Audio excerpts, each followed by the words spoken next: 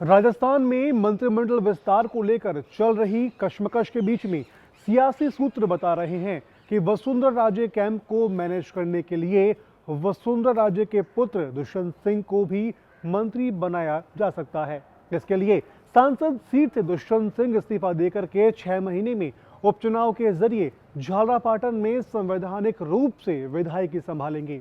वहीं 6 महीने के दौरान होने वाले लोकसभा चुनावों में वसुंधरा राजे की झालावाड़ लोकसभा सीट से उम्मीदवार होंगी।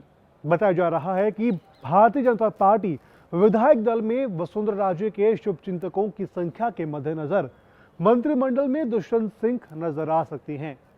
धौलपुर में भाजपा समर्थकों के बीच इस पहलू को लेकर अचानक से सरगर्मी आ गई है।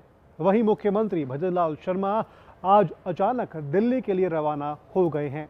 अगर सब कुछ ठीक रहा तो अगले 24 घंटों में किसी भी समय मंत्रिमंडल विस्तार को लेकर के कुछ खबर आने वाली है। दरअसल मुख्यमंत्री पद को लेकर के जिस तरह से वसुंधरा राजे कैंप में कथित रूप से अपने पक्ष में माहौल बनाने की कोशिश की थी, उसे लेकर के केंद्रीय आलाकमान सतर्क हो गया था। वसुंधरा राजे मुख्यमंत्री का पद गंवाने के बाद अपने समर्थकों को मंत्री बनाने की जमकर पैरवी कर रही है। उन्हें शांत रखने और साथ ही मंत्रिमंडल के विस्तार की प्रक्रिया में जातीय और क्षेत्रीय संतुलन साधने के लिए दिमागी कसरत भी की जा रही है। सीनियर नेताओं की भरमार के बीच में भजनलाल शर्मा को मुख्यमंत्री बनाने के बाद केंद्रीय आलाकमान के निर्देश, उनकी मंशा और उससे अमल में लाने के अनुशासन का असल इम्तिहान अब है। लिहाजा मंत्रिमंडल विस्तार का चेहरा सामने लाने से पहले सभी से बातचीत और मंथन का दौर चल रहा है। केंद्रीय आलाकमान इस बात पर अडिग है कि नई लीडरशिप डेवलप करने की उनकी रणनीति पर कोई आंच न आए और सभी को साथ भी लिया जाए। ऐसे में वसुंधरा राजे कैंप की नाराजगी मुसीबत का सबब बन सकती थी। इसी तरह से डॉक्टर किरोड़ी लाल मीणा की भूमिका पर भी बात अटकी हुई थी।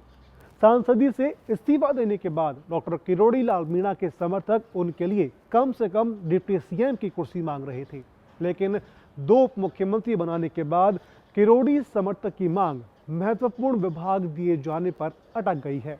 ऐसे में उनके भतीजे राजेंद्र मीणा को मंत्री पद पर शपथ लेने का मौका मिल सकता है। इस तरह डॉक्टर किरोड़ी लाल के समर्थकों को भी शांत किया जा सकता है। दिलचस्प बात यह है कि मंत्रिमंडल के नाम पर मुख्यमंत्री और 2 उप मुख्यमंत्री के रूप में दिया कुमारी और प्रेमचंद बैरवा ने शपथ तो ले ली, लेकिन विभागवार का काम बंटवारा अभी तक नहीं हुआ। ऐसे में विभागों में काम को लेकर के असमंजस बना हुआ है।